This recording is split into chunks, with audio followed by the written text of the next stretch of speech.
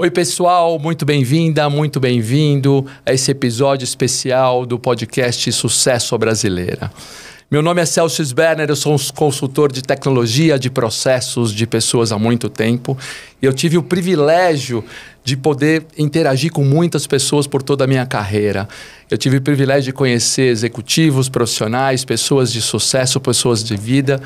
E eu estou muito feliz, muito animado com a possibilidade de executar esse projeto do podcast, de convidar amigos, de convidar empreendedores, profissionais, executivos, de todos os níveis para um bate-papo descontraído e trazer aqui pessoas que têm muito conhecimento, experiência para compartilhar com a gente. Eu espero que vocês gostem, curtam e compartilhem o que vai ser o podcast Sucesso Brasileira. O nosso objetivo aqui é trazer empreendedores, profissionais, empresários de sucesso, pessoas que tenham conteúdo para compartilhar conosco. E a ideia é tratar sempre também de temas relevantes, temas atuais, temas modernos, temas de negócio, temas que vão fazer a diferença para quem quer ter sucesso na vida profissional, na vida familiar e na vida como um todo. Eu tenho o privilégio de trazer um cara que eu gosto muito aqui hoje. Esse é um cara que eu conheço há muito tempo, desde pequeno. Ele é um empreendedor de negócios digitais. Ele é um cara super especialista em planejamento tributário. Ele é um excelente contabilista. É um empresário de sucesso. É o Luiz Gustavo Oliveira, acho que vamos chamar você de Gustavo Oliveira, né? Que é melhor, Gustavo. E é um prazer imenso estar recebendo você aqui hoje. Obrigado por ter aceitado o nosso convite. Eu que agradeço, Celso. E, enfim, a gente tem muita coisa para compartilhar, porque o tema é espetacular, né? Sucesso à brasileira. O nome diz tudo, né? Não é fácil fazer negócio aqui no Brasil, né? Exatamente. Sabe que desses convidados, quando a gente começou a fazer a lista dos convidados, né? Você é um cara que vive muito, você é um cara de sucesso, né? Eu conheço você de empresas e de toda a sua carreira, que daqui a pouquinho a gente fala dela, mas eu sei que tem esse vínculo com o Brasil muito forte. Antes até de te apresentar no detalhe, te provocando um pouco com algumas coisas que você fala que me chamaram muito a atenção, né? Você começa a falar assim, olha, existe um tripé de coisas que as empresas têm que fazer para não quebrar. Se as empresas fizerem isso, essas empresas não vão quebrar. E 80% das empresas que quebraram não teriam quebrado. Falei, pô, ousado, né? E muito legal o que você falou. Então eu queria escutar um pouquinho essa provocação sua de o que é esse tripé que as empresas precisam fazer para não quebrar. Isso eu não descobri ontem, né? Mas de fato, com o tempo vai passando, você vai amadurecendo profissionalmente e você vai percebendo. Aí você começa a olhar pesquisas de Sebrae, você começa a olhar pesquisas de Endeavor, você começa a cruzar dados, começa a puxar essas informações e começa a entender um pouco mais, uma ótica um pouco mais macro do negócio em si. Uhum. Por que as empresas quebram? Então, sim, se você começa a se perguntar e começa a perguntar para o Google, fica a dica aí porque é legal, perguntar essas coisas para o Google, por que os clientes vão embora? Começa a perguntar, a inquietação vinha e eu falo, eu preciso de resposta. E aí eu comecei a pesquisar, isso já tem uns 10 anos, com muito afinco, assim, com muita vontade. E aí eu cheguei nesse famoso tripé, né, que você está falando aí, que é muito simples. Uhum. Planejamento e gestão financeira, né? Planejamento tributário e gestão de pessoas, formação de equipe. E você vai ver hoje e falar, caramba, a dor, pagar muito imposto, reforma tributária, faz sentido. Putz, equipe, turnover, tal, não sei o quê, competência versus comportamento, como é que a gente resolve isso? Também. E aí você vai falar do financeiro, que é fluxo de caixa, capacidade de geração de caixa, EBITDA, essas coisas. Aí você fala, caramba, tem todo sentido, né? Então, o conjunto condensado da obra está aí. Né? Agora, dá para falar muito sobre isso. Sem dúvida. Assim, e agora, planejamento tributário me parece mandatório no Brasil, né? O Brasil a gente sabe, a gente vive num país de muita peculiaridade, né? De instabilidade financeira, instabilidade tributária e reformas que são para acontecer e não acontecem. Planejamento tributário é mandatório só para as empresas grandes, médias, pequenas. O que tem que fazer para funcionar? Isso tem muito a ver com o hábito, né? Se você começa errado, a chance de você já dar errado logo nos 100 primeiros metros da tua corrida é grande. Então, o ideal é você começar certo, já planejando tributariamente para que você seguir, que você tenha, inclusive, a visão do horizonte. Pô, vou começar pequeno, vou começar no modelo por exemplo, do lucro real, porque eu vou fazer um investimento muito alto de caixa, vou ter uma despesa muito alta, não vou ter lucro operacional nos primeiros 12 meses, né, no primeiro fechamento fiscal. Então, de repente, o lucro real é uma opção, ou o Simples Nacional, se o porte da minha empresa for comportar isso, né, se for dentro desse espectro dos 4 milhões lá, 3 milhões e 600, 4 800.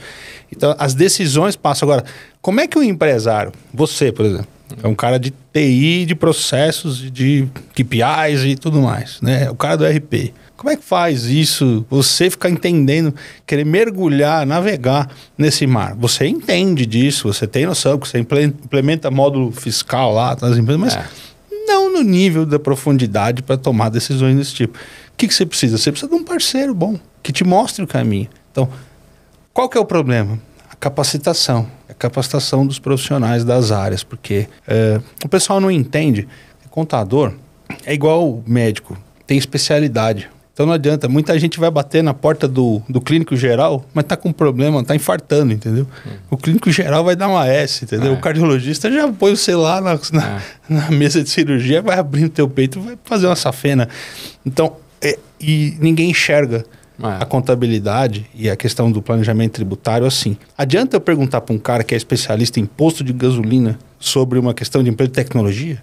Ele vai dizer para mim o básico do básico, que é o que um clínico geral diria, ó, tem um remedinho aqui, uma coisinha aqui para resolver.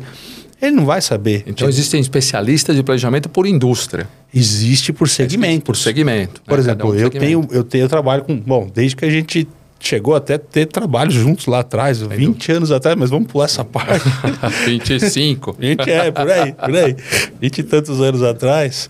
20 eu tenho já o escritório, então faz mais que isso. Mais. O ponto é que lá atrás já havia, a gente teve uma experiência muito grande com TI. De lá para cá eu tenho um zilhão de empresas de tecnologia e ajudo o pessoal do segmento. Então tem particularidades, porque tem empresa de tecnologia do lucro real que fica pagando impostos do tipo PIS e COFINS na forma não cumulativa, que é aquela coisa de crédito e débito de imposto. Eu sei que às vezes é um pouco técnico, chato um pouco, mas quem está no jogo entende. Acaba pagando mais que os 3,65 lá do outro, e não precisaria.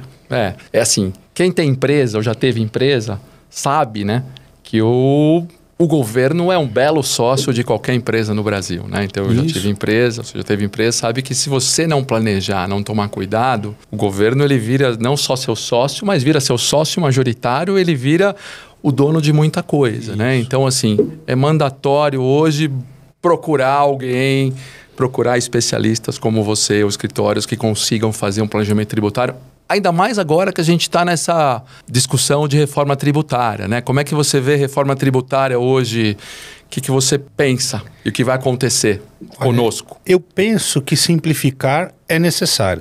Você conhece aquele ranking Doing Business? Já ouviu falar? Já ouvi falar, mas não sei qual é o ranking. Então, o Brasil hoje ocupa a espetacular posição de 125º melhor país para se fazer negócio no mundo. Por isso que não vou falar palavrão agora ainda. Mas, cara, olha que espetáculo, né, cara? Para fazer sucesso num ambiente desse, meu, o tema é absolutamente perfeito. Para fazer sucesso no Brasil, você precisa ter um pouquinho a mais aí, né? E o mais maluco, né? Eu não vou saber o número exato, mas nós estamos entre os 10 países mais empreendedores do mundo. Então, eu diria que um hospício é muito próximo do que fora. O empreendedor brasileiro é maluco, cara. Ele quer ter sucesso num ambiente de negócio nocivo, malvadão. Ambiente de negócio malvadão, podemos chamar assim, tá? Sim. Porque não é fácil. E você saber cada passo que você tem que dar no aspecto tributário é muito importante, porque...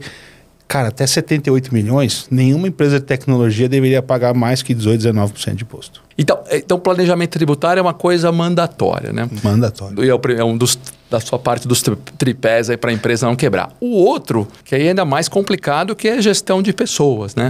A gente vive num país, né? A galera sabe aqui, a gente vive num país de baixo nível de educação, Sim. de dificuldade de formação de recursos, né? Em todas as empresas, que você vai em todos os setores, existe essa história, né? Como é que você vê essa história e para onde você acha que a gente vai? Quando é que a gente vai melhorar?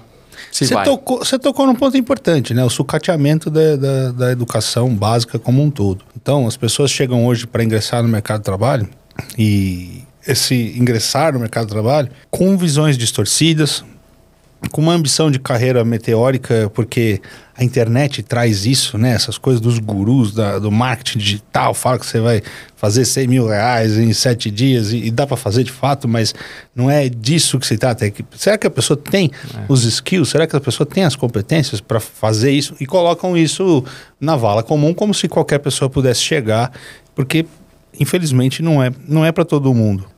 E a questão toda então existe uma voracidade de chegar em algum lugar para poder ganhar mais, para poder ter uma vida melhor, qualidade de vida melhor. E não tem nada de errado com isso. Só que faltam skills, faltam as competências.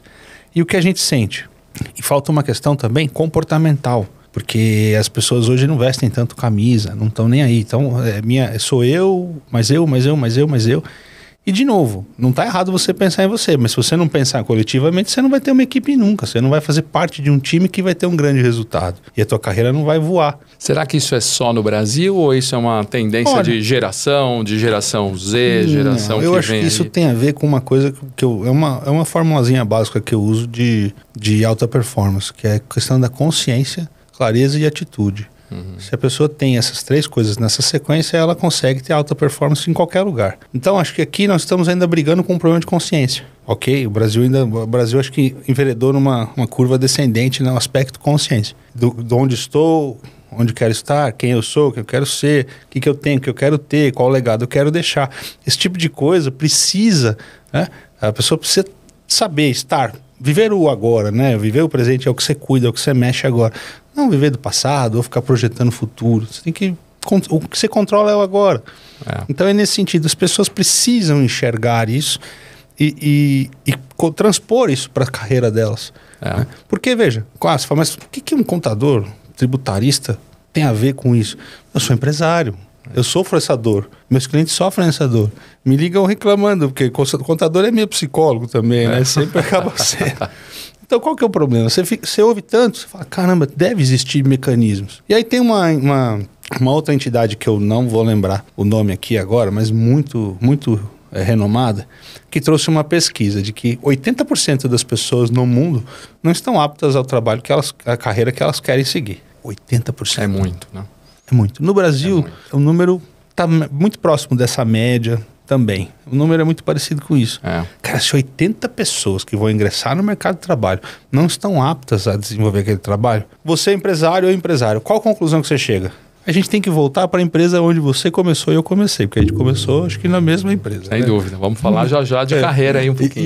E aí, lá, como é que era lá? A gente entrava, tinha capacitação e ia para campo. Capacitação e ia para campo. Então, a gente tem que pegar esse modelo e incorporar para todas as empresas. Tem que formar do zero até o nível que te interessa, entendeu? Enquanto, né, o Brasil não acordar e não entender que a educação vai fazer a diferença e que isso é prioridade sobre outras tantas coisas, a gente vai continuar sofrendo, né? Isso. Eu nem quero falar, você está falando de bastante estatística, nem quero falar daquela que compara a Coreia do Sul com o Brasil há 50 anos atrás, que eram países iguais, e a discrepância que existe hoje em educação, em empresas, em tecnologia. Então, acho que isso vai estar em todo episódio nosso aqui, a gente vai falar um pouco de educação e o que falta, né? Eu vejo, indo para o interior, algumas... dou um pulo no interior de São Paulo, alguns lugares bem humildes, assim, né? E a evolução que teve é que algumas escolas começaram a ser integrais. Que ótimo. Né? Então tá certo, por exemplo, até lá o 3º, 4º ou 5º ano, não vou saber exatamente, as escolas já são integrais. Que ainda é ruim, porque o nível dos professores, mas já é um pequeno primeiro avanço. Olha, vamos pôr essa galera novinha na escola das 9 às 4, das 9 às 5 para almoçar. Então, eu acompanho que isso é um movimento de várias cidades do interior, bem tímido, né? Porque o nível ainda do professor ainda é uma coisa de baixo salário, de baixa valorização. né? Mas, e aí você vai para os níveis de faculdade, tudo continua muito baixo, né? Mas se no seu tripé tem lá planejamento tributário, ótimo. Se tem de gestão de pessoas ali e como formar, nós ainda estamos um pouco longe, né, do que a gente quer chegar. Bem né? longe. Ainda vai demorar um pouquinho para fazer. E nesse aspecto de pessoas ainda tem um outro viés, que é o viés do risco. Porque nós estamos num país protecionista, Sim. sob os horizontes das regras trabalhistas, o que dificulta enormemente. Sem dúvida. Tivemos uma grande conquista aí no ano de 2017, com a nova legislação, né, com os ajustes da CLT, que permitiu que fosse terceirizado, né, parte. Podemos terceirizar a atividade fim, ou seja, coisa que não era permitido, agora é. Então, o mercado de tecnologia usa bastante essa modalidade e os riscos trabalhistas sobre isso são bastante baixos, perto do que já foi um dia. Né? Não dá para dizer que são livres de riscos, mas são riscos bastante controlados. Se fizer bem feito, fizer certinho, a gente orienta. Então, essa coisa do risco trabalhista também é uma coisa que afugenta, né? Porque tem a ver com isso, né? Como é que você quer... O Brasil crescer precisa de investimento. O CDE. Mas que jeito você vai para o CDE se você não faz uma reforma tributária? Isso. Né? Como é que você também não faz uma evolução trabalhista? Porque o ambiente de negócio é ruim. 100º, 25º melhor, mas se você tiver nessa fotografia, e o mais legal desse ranking é que ele avalia 4, 5 itens, né? Então, alguns deles a gente até tá bem, mas quando você fala em regramento tributário, é 190, a posição é de 190, mais ou menos, 189. E é uma média, o 125 é uma média. Mas você não respondeu. Reforma tributária como está hoje, agora criando o IVA, isso vai ajudar, vai melhorar, não vai melhorar? Qual a sua opinião? Você me pegou, eu confesso que eu... Né? Reforma tributária. É porque não dá para... É só uma opinião, não dá para lacrar, não dá para lacrar, não dá para cravar, mas o que eu posso dizer, e gosto de brincadeiras à parte, é que a tendência é que melhore, mas a carga tributária deve ser percebida, deve ser aumentada. Talvez no supermercado, nem tanto. Depende muito do seu hábito de compra. Há de se perceber uma evolução nisso. Então, a cadeia de produtos, a cadeia industrial, deve sofrer uma pequena redução da carga. Mas, na parte de serviços, a gente vai ver uma tendência de alta. Então, outras coisas que não eram tributadas serão. Por exemplo, patrimônio. Sim. Tem que ficar muito atento a isso. Quem tem patrimônio, que deverá, no caso de heranças e tal, deverá ser tributado. Empresários, que hoje não pagam nada sobre o lucro, deverão acabar pagando uma tarifação sobre o lucro. Que essa é até normal no mundo inteiro. A gente está um pouco... É que assim, a carga tributária que já é muito alta. Ainda pagar mais alguma coisa sobre o lucro, é sobre isso, né? E esse resultado, o dinheiro não volta, não é percebido no retorno, né, do Estado. Então o pessoal fala, vou pagar ainda mais. Já pago um monte, ainda vou pagar mais um tanto. O fato é que, para um PIB de 10 trilhões... 3 trilhões é para o governo, 7 trilhões para a iniciativa privada. Esses 3 trilhões tem que sair dos 7. Então, não tem muito o que fazer. Né? Não vão ser fáceis os próximos capítulos. Eu acho que vai simplificar processos. Eu não quero entrar em detalhes muito técnicos, mas existe, por exemplo, umas bizarrices tipo substituição tributária do ICMS. Sim. Diferencial de alíquota de ICMS. Isso vai morrer? Essas coisas não? Isso morre. Isso morre. Então, isso morrer, de verdade, é um alento para o empresário. Legal. Porque eu mesmo eu me peguei esses dias conversando com um cliente que falou, olha, a gente tem 11 mil produtos aqui, vamos começar a fazer o e-commerce? Legal. Vai vender para qual região? Não, a gente vai vender para o Brasil inteiro. Ah, legal. Você já viu o regulamento de FAO? Então, é sobre isso mesmo, a gente precisa conversar. Mas eu estava vendo aqui nas orientações do Mercado Livre e tal, está dizendo que tem 3 tipos diferentes. Isso. Você vai vender... Olha só a maluquice. Você vende para consumidor final? Vendo. Mas se o consumidor final for pessoa jurídica, pode? Pode. Se a pessoa jurídica ela for contribuinte do ICMS, mas for consumidor final, como é que faz? Cada coisa tem uma regra. E se o produto tem substituição tributária? Tem que ver se tem protocolo ou não. Tudo que eu estou falando aqui é grego para a maioria. Não, todo mundo. Isso é coisa de maluco. Olha o custo disso para sistema, para infotecnologia, para consultor, para contador. Pensa o algoritmo, que aqui falando em TI, pensa na complexidade desse algoritmo, quando a gente vai voltar uma lógica disso, é surreal. Bom, vai simplificar, talvez seja boa notícia Então, da forma tributária. O IVA vai ser um dos mais altos do mundo, que ainda vai ter muitas exceções, mas que seja um começo. Eu acho que eu aqui, mais velho que você, escuto falar de reforma tributária há 30 anos. Né? Eu também escuto há 30 anos, porque eu já... talvez nossos pais escutavam há 45 anos, um dia vai ter uma reforma tributária. Que seja o princípio de uma coisa boa, né? A parte triste disso tudo é que as pessoas que estão lá formulando tudo isso, existe um projeto original bom, mas que está sendo afetado por pressões. Entendi. E o resultado final disso, a gente não sabe o que vai dar. O que é pior? Vai se criar um fundamento geral. O pacto federativo, que é a briga eterna, que é o que faz essas maluquices de ICMS e tal, isso realmente vai zerar. Então, essa parte é a parte que a gente sempre dizia antigamente, nós mais técnicos tributaristas, sempre falamos, enquanto não mexer no pacto federativo, não tem o que fazer, como um novo regulamento fiscal, tributário, esquece. Então, está se mexendo nisso. Está se mexendo na premissa. Mas digamos que o que estão criando também não é lá aquela coisa, aquele conselho, aquelas maluquices.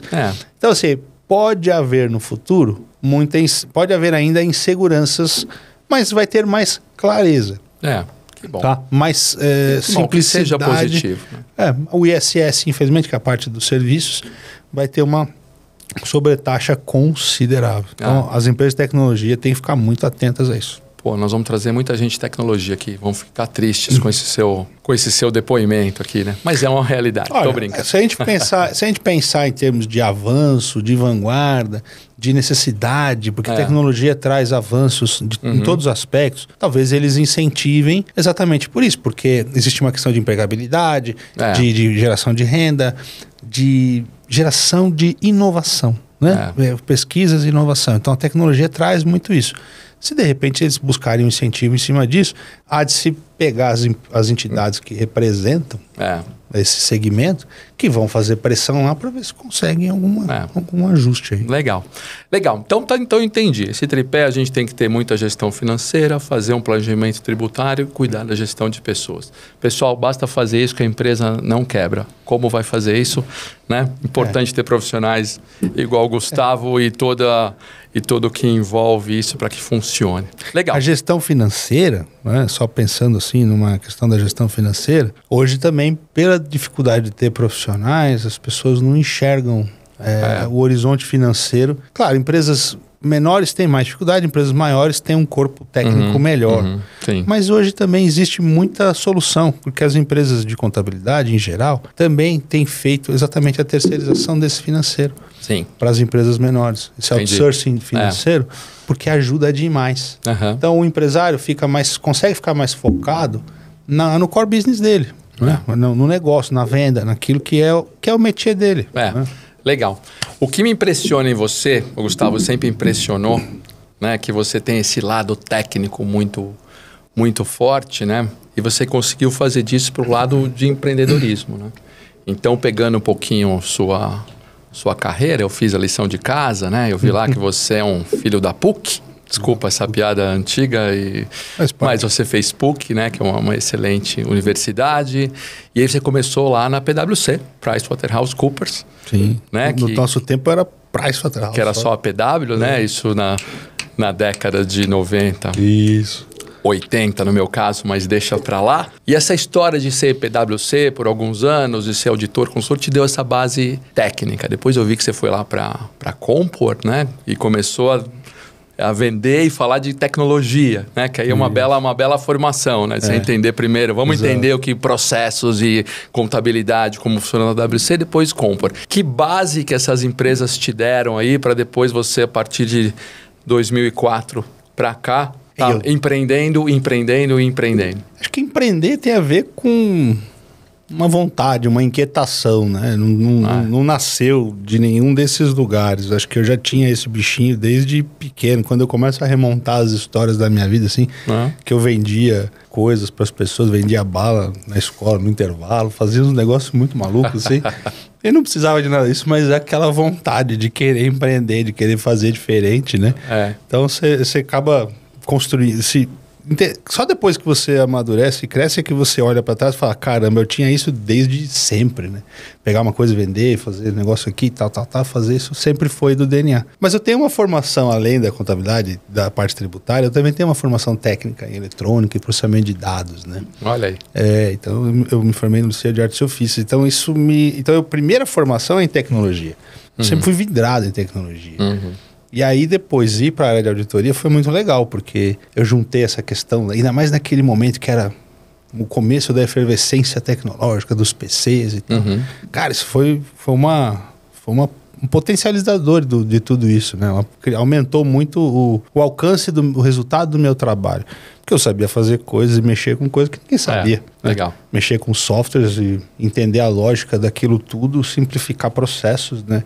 Que naquele tempo pouquíssimas pessoas tinham aceito. Então, isso fez minha carreira decolar. Né? Qual foi o maior desafio que você teve na sua carreira, assim, que você lembra, o maior e como é que você passou por ele, como é que você saiu do outro lado, assim? Olha, eu vou dizer para você, eu tive vários desafios na minha vida, empreendi em outros negócios também, tive sucessos e fracassos também, porque é importante você aprender com seus próprios erros. Mas eu acho que a pandemia, por mais maluco que possa parecer, e você já ser um profissional... Exatamente por ser um profissional.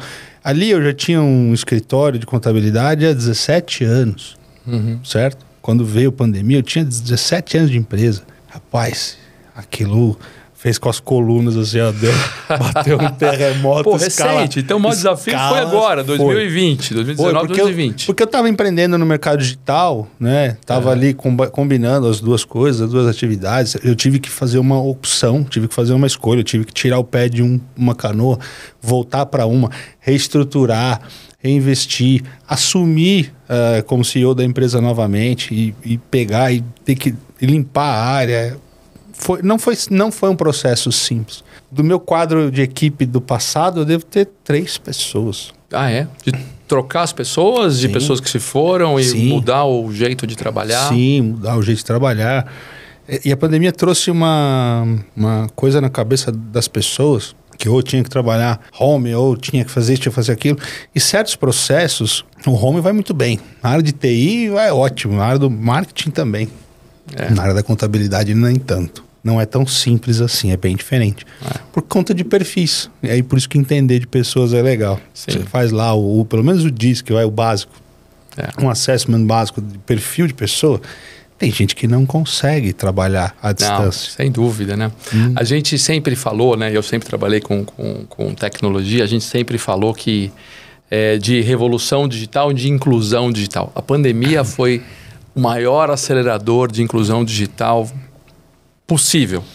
Inimaginável, na verdade. Foi. Que você tinha muita gente que assim, pessoal, você não está trabalhando online, remoto para fazer a sua reunião? Desculpa, a única forma de você fazer agora é trabalhar remoto, online, fazer uma reunião por vídeo e falar com seus clientes, ou você não vai mais ter cliente, não vai ter trabalho, não vai ter mais projeto. Uma loucura. Esses 5 anos de experiência, 6 anos, né, podemos dizer, de experiência com o digital, né? Eu tenho vídeos publicados desde 2016, com canal, com YouTube e tal. É uma coisa que eu gosto muito de fazer, né? Eu sempre tentei trazer isso para dentro do universo da contabilidade, dos processos e tudo mais. Esse mercado digital é muito dinâmico e o mercado de contabilidade é pré-histórico. Então, assim, a gente ainda sente eu quero ver todos os KPIs dos meus clientes. Rapaz, eu estou conseguindo chegar nesse ponto agora. É fácil. E eu aposto e ganho que tem gente que está perguntando o que eu estou falando, entendeu? Porque muita gente não sabe ainda lidar com a gestão. O Brasil, por ser tão burocrático, tão maluco, tão xarope assim, em todos esses aspectos, o empresário ele não está conectado com essas coisas. Quais são os indicadores de negócio que fazem com que eu possa, né? Por exemplo, numa empresa de tecnologia, a relação folha-faturamento, ela tem que ser medida mensalmente. Sem dúvida. Então, esse desafio da pandemia, como você me perguntou, só para finalizar, ele me colocou presente de ter que fazer uma escolha profissional, de ter que dar passos para trás, avançar, pegar uma empresa. Eu digo que minha empresa tem 20 anos, mas ela, em termos tecnológicos mesmo para valer, tem 3. A pandemia, daqui para cá, é outra empresa. Trocar RP, trocar tudo. Redesenhar tudo, redesenhar. Fazer uma empresa de novo, só que é uma empresa que já tinha 17 anos de história. Então foi um desafio. Eu gosto de ver sempre o lado positivo da coisa, né? Lógico. Então, o lado positivo da coisa, né? Acho que para mim, para você e para todo mundo que estava no mercado, né?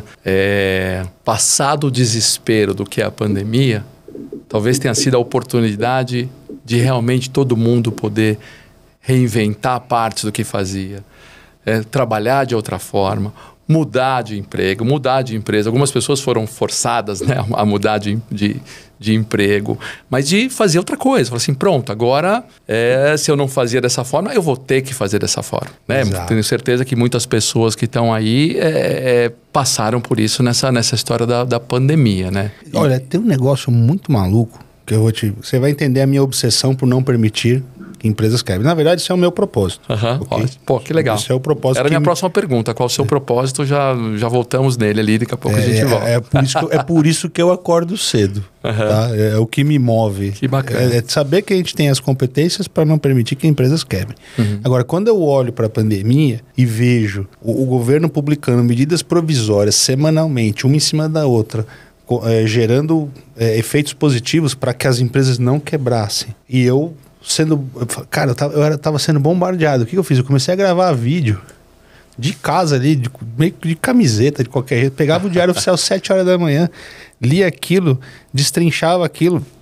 Quando era 10 da manhã, eu já estava com o vídeo editado, publicado, com a medida provisória que saiu naquele dia. E já bombardeava os clientes, falando, pega esse link e manda para os clientes. Eles têm que enxergar isso aqui. Eles têm que ver isso. Então, por isso que eu te falo, foi tão desafiador. Porque... Mas olha que legal, né?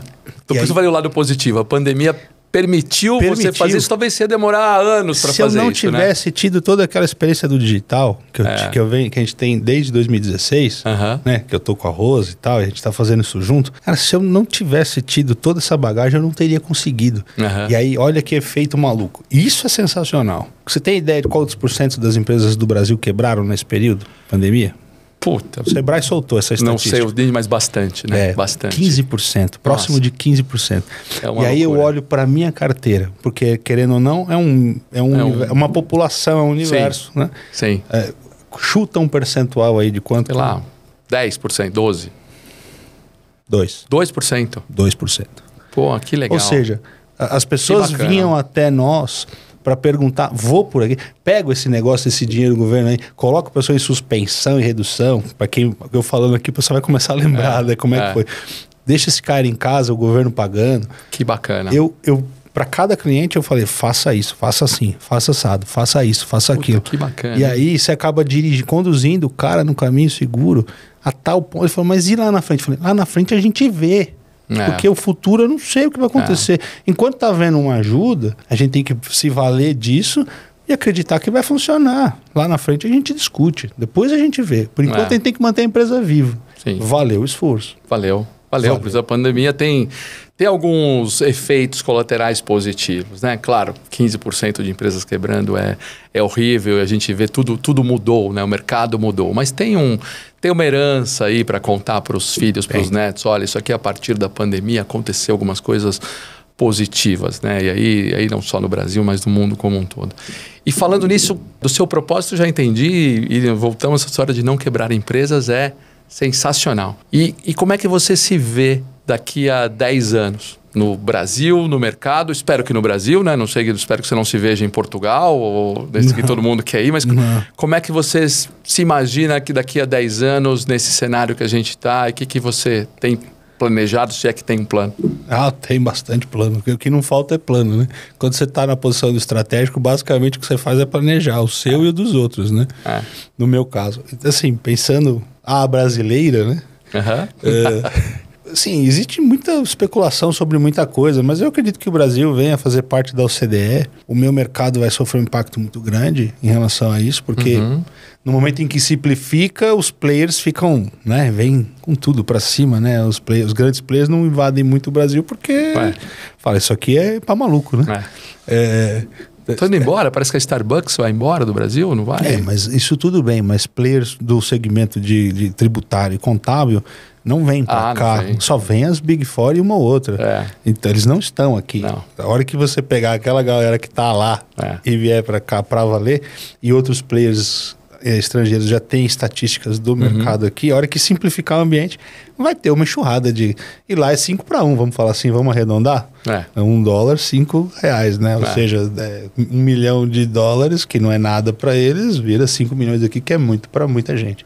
Então o nosso segmento assim, de contabilidade deve reduzir. Hoje são 90 mil escritórios quase. Eu imagino que vai cair para uns 10 mil.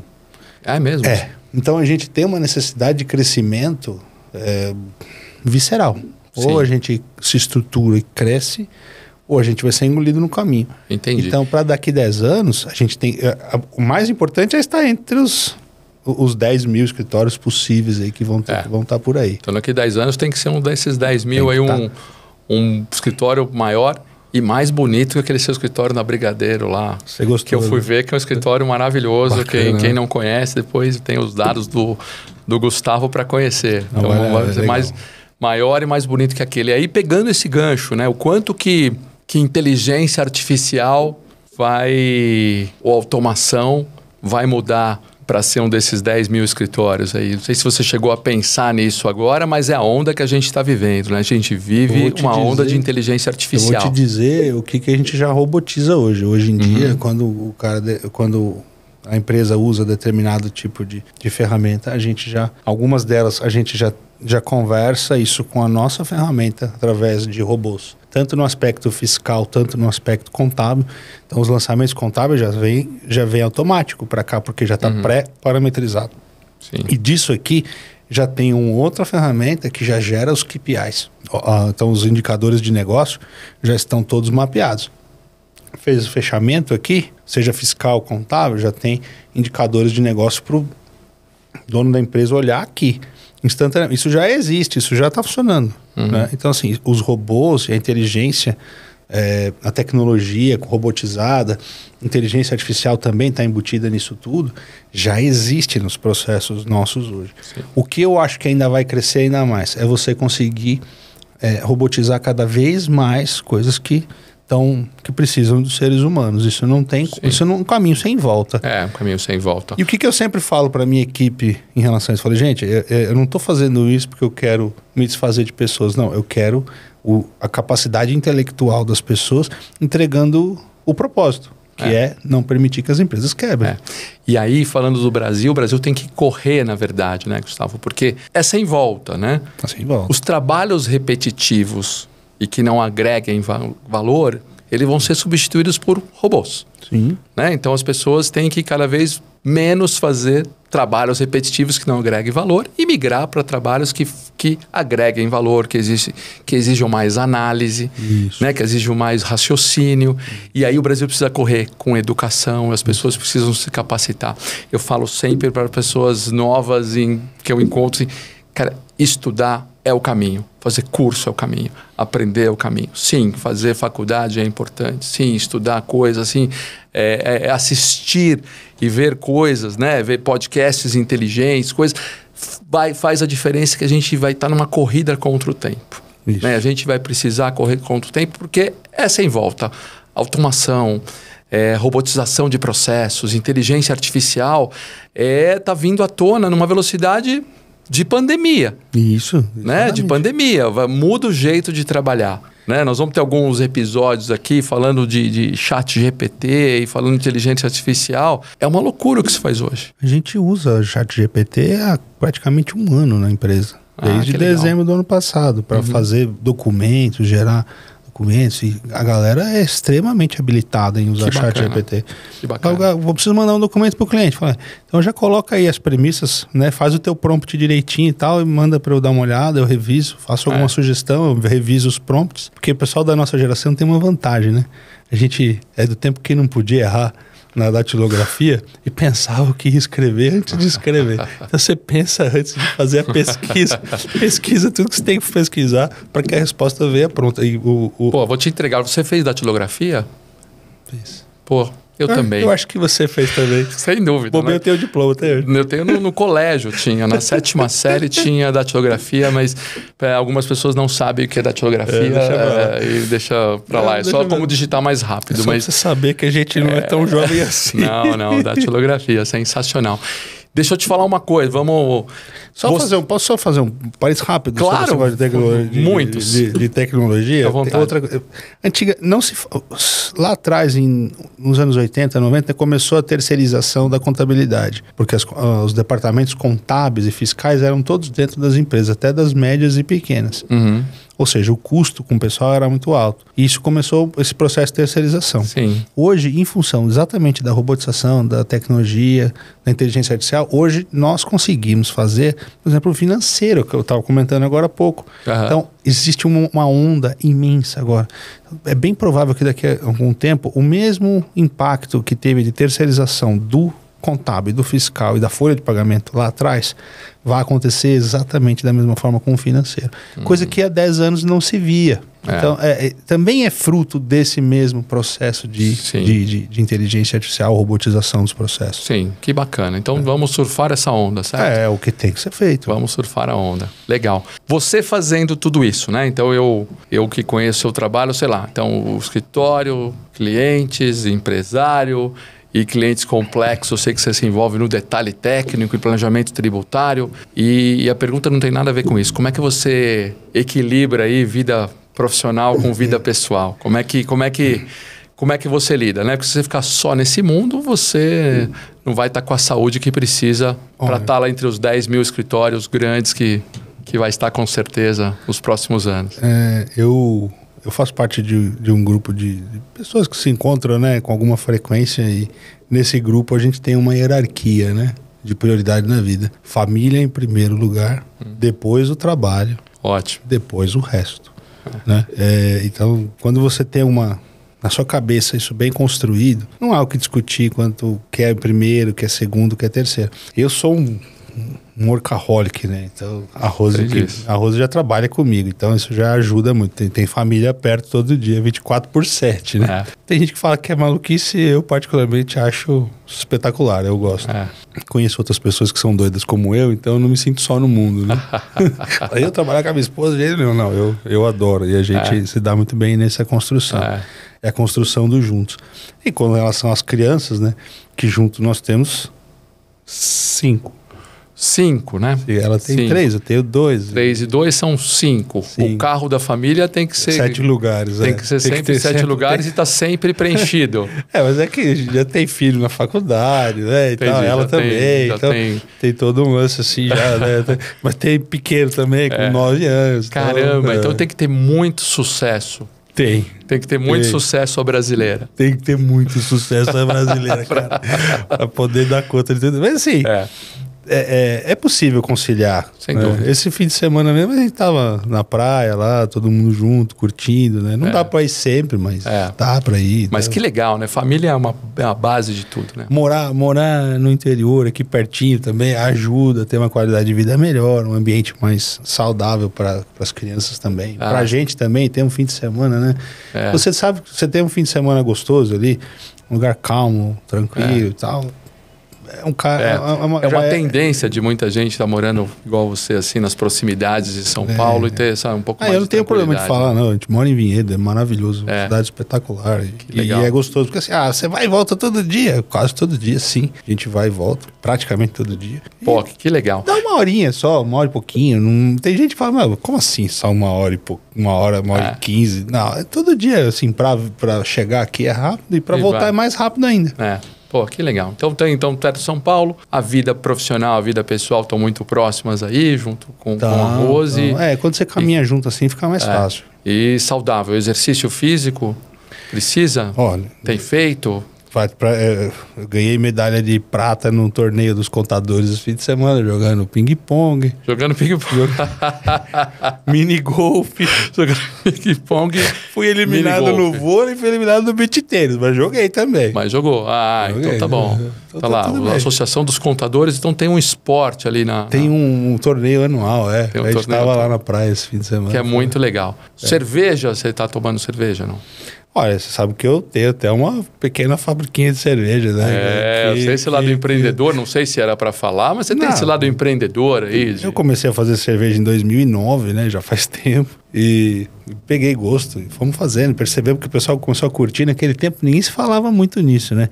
Todo mundo falava, você acha que você vai fazer uma cerveja tão boa igual a Skol? O pessoal hoje olha para as marcas mainstream hoje e fala, que porcaria. Você vê que em 14, 15 anos muda um cenário como um todo, né? Totalmente. Eu vou aproveitar o gancho aqui, ó. Eu tenho um presentinho para você, ó. Olha que bacana. Porque a gente tem uns apoiadores aqui no Sucesso Brasileira, né? Um deles é a Hiller. Essa Hiller, ele é um amigo meu que faz cerveja. Uau. Artesanal. Eu sei que você é do ramo e ele fez um aqui para nós que é lúpulo Terras Altas, porque ele planta o lúpulo. Ó, isso aqui é para você, fica à vontade aí. E depois você me fala o que quer. Ele largou esse mundo de tecnologia, de consultoria, foi plantar lúpulo e desse lúpulo ele produz essas cervejas. Então ele é o patrocinador, a Hiller. Você sabe que, olha que coincidência, óbvio por ter essa empresa, né, essa indústria de cerveja, pequena indústria, eu acabei virando um dos maiores especialistas tributários dessa área, né? Eu tenho uma tese que é só minha. Ah, é? Que eu ajudo várias empresas, várias cervejarias de vários portos. Tem empresa de, sei lá. Pô, então eu vou te apresentar. E eu ajudo ele, com certeza. Eu faço consultoria para várias. Ah, que legal. Principalmente na parte do planejamento tributário. Sim. Porque eu consigo fazer uma empresa cervejeira chegar a faturar 78 milhões pagando 12% de imposto, o que é absolutamente irreal. Que loucura. E assim, não é... Carga tributária cervejeira, nós estamos falando de 50% na média. Uhum. Eu estou falando que até 78 milhões eu consigo fazer o cara ficar em 12. Caramba! Então se o Cantídio, que está escutando você, ele vai te ligar daqui a pouquinho. Você entende a diferença que um tributarista pode... Sei que vocês entendem o que um tributarista pode fazer de diferença no jogo. Mas por quê? Porque eu sou vamos supor que isso aqui seja dermatologia. Você é um apreciador da cerveja. Vamos supor que isso aqui seja dermatologia. Eu sou um dermatologista quando se trata do mercado cervejeiro, entendeu? Eu sou um especialista daquele negócio. Que legal. Essa cerveja ele fez para um outro patrocinador nosso aí, apoiador, que é a Multi. A Multi é uma empresa de consultoria. E a Multi, que eu também faço parte. Né? E aí, legal. Se você vê o rótulo aí da cerveja, né? Ele juntou tecnologia com cerveja bonito. E fez aí uma... E fez uma IPA aqui que já me deixou salivando. Fez uma IPA, você vê que ele colocou Multi, nós convencemos ele a colocar a Multi no rótulo. Então também eu queria agradecer o Ale, que também é um apoiador aqui do Sucesso Brasileira. A Multi é uma empresa de consultoria e... Faz o merchan. Eu sabia que esse presente você ia gostar. Né? E aí a gente faz consultoria e tecnologia da informação. É o que eu também sei falar bastante, né? De consultoria nesses anos todos e juntar com essa história tributária e tudo. Muito bacana. Eu não sabia que você tinha juntado isso com cerveja também. Você é brilhante. Acho que toda vez que você se envolve num segmento, seja ele que for, então eu vivi o mercado de TI, certo? Uhum. Então eu mergulhei tributariamente nele. Então as coisas vão acontecendo, não é que você planejou, é uma consequência da vida, né? Então eu entrei no mercado cervejeiro, eu acabei me especializando, montei uma pequena cervejaria. Então acabei me especializando tributariamente por força do ofício, né? Que legal. A mesma coisa é o mercado digital. Eu entrei no mercado digital, virei um especialista tributário do mercado. Eu não vou ficar empreendendo em tudo quanto é segmento para virar especialista, mas nesses aí eu com certeza... 2 perguntinhas para a gente ir terminando aqui o papo, que está ótimo e que daria para falar mais muitas horas. Mas o que você entende por sucesso? Olha, sucesso para mim é botar os... Sabe aquele cara do circo? O que eles, geralmente é um quadro de um chinesinho equilibrando prato. Sucesso para mim é equilibrar os pratos da vida. Sensacional. É uma boa... Imaginei aquele chinesinho com um monte de sucesso para mim é manter os pratos girando todos eles, cara. Onde você consiga também ter um aspecto social, né? Entender seu papel social também, que é importante dar sua contribuição, como seja lá como for. Eu hoje, por exemplo, estou no Sindicato dos Contabilistas de São Paulo como diretor, dou outras contribuições também, tanto lado profissional como lado pessoal, entidades que a gente ajuda. Acho que a gente tem que estar conectado com a sociedade, com a família, com os amigos, com as pessoas, cuidando da saúde, trabalhando bastante, tendo sucesso. Legal. Porque o sucesso ele é uma consequência só de você estar no seu propósito né, de vida. Você seguir nele. Acho que antes de qualquer coisa, encontre o seu propósito. Porque aí você vai fazer a diferença no jogo das pessoas, seja no lado pessoal, seja no lado profissional. Isso vai te dar toda a estrada pavimentada do que você precisa fazer. Que é a última pergunta para você, assim, qual a dica mais valiosa você dá para quem está procurando sucesso ou para que as pessoas obtenham esse sucesso? Não se assusta o que eu vou dizer não, mas assim, viver o presente. Saber onde é que você pode fazer a diferença no jogo das pessoas. E aí pouco importa se é do lado pessoal, se é profissional, se a pessoa vai ganhar mais dinheiro, se a pessoa vai se sentir melhor, mais feliz, não importa. Vai dar um ganho de saúde para ela, não importa, mas faça a diferença para as pessoas. Porque é aquela coisa é dando que se recebe. Se você tem que ser generoso primeiro, para depois você ter a lei do retorno, a lei da atração. Isso é mágico, né? Isso é mágico. E às vezes leva tempo para as pessoas entenderem isso. Entendeu? Mas, cara, acredite, dê sempre o primeiro passo. Não fique esperando, não, porque se você esperar, você vitimizar, se você entrar nesse círculo aí, você tá perdido. Você vai ter que sair para reaprender. Quanto antes você entender que você podendo seguir no seu propósito, fazer a diferença na vida das pessoas, quanto antes você vai... Aí, sucesso é consequência. Sem dúvida. Porque você vai acordar feliz, você vai acordar... Aquela coisa... Mas segunda-feira, que saco. Não, segunda-feira, que legal. Domingo, que legal. Sábado, tanto faz. Quarta-feira, que legal. Tanto faz. Todo dia é legal. Cada dia você está fazendo uma coisa com algum propósito que tá te conduzindo para você deixar um legado. Sim. Então, pensa nisso, né?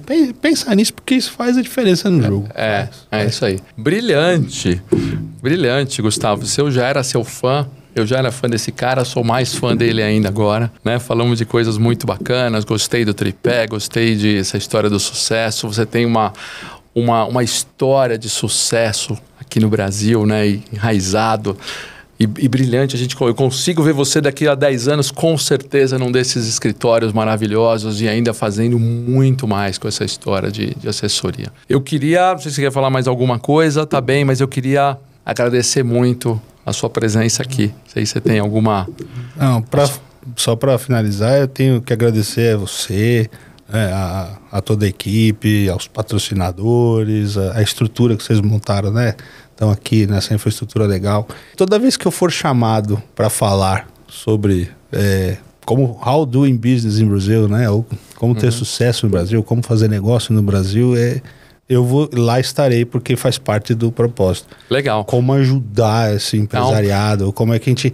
Porque eu acredito muito que é através do empreendedorismo que a gente vai gerar cada vez mais justiça e equilíbrio social, empregos com renda decente. Eu acho que é o viés do mundo para o futuro. Sem dúvida. Pessoas como você que o nosso país precisa. Por isso eu tenho que ser um soldado combatente no Brasil. Eu também acho. Vamos combater o bom combate aqui. Né? Eu também acho. Aqui, fora daqui, não. O podcast Sucesso Brasileira vai ser presencial no Brasil com pessoas. Eu tenho alguns amigos em posição executiva top fora do mundo, né? Na Suíça, na Europa, nos Estados Unidos, em alguns lugares, né? E eu tenho conversado com eles e eles falam assim, pode ser remoto? Eu falo assim, não, preciso que você venha do Brasil. Quando é que você vem? Daqui a 3 meses. Eu espero. Vamos trazer os bons soldados para o combate aqui no Brasil. E agradecer demais aí por tudo que... Eu também. Queria... uma horinha quase de papo aqui, cara, aí poderia ser muito mais. Vamos combinar outros temas específicos e trazer você aqui de volta. A hora que quiser. Eu queria agradecer muito a sua presença, queria agradecer a vocês que estão nos assistindo aqui. Espero que curtam, que compartilhem. A gente vai ter depois nas descrições como encontrar você em Instagram. Tem, @lgs.oliveira. Pode mandar direct lá. No Instagram, né? No Instagram a gente acha você, no LinkedIn, em todos os lugares. A gente tem canal para tudo, tem Gustavo Oliveira, canal tributário, mas vai lá no @lgs.oliveira, que é mais fácil porque dá para mandar mensagem, a gente troca uma informação. Sensacional, vamos encontrá-los assim. É isso aí. Pessoal, obrigado, era isso, obrigado pela paciência de vocês e, parabéns, Gustavo, pela entrevista. Eu tenho certeza que está todo mundo muito satisfeito com o que a gente escutou aqui. Parabéns para vocês aí pela brilhante montagem do projeto e sinceramente, esse nome vai... diz tudo, diz ao que veio, cara. Tomara. Boa. Obrigado, cara. Obrigado. Valeu. Até mais.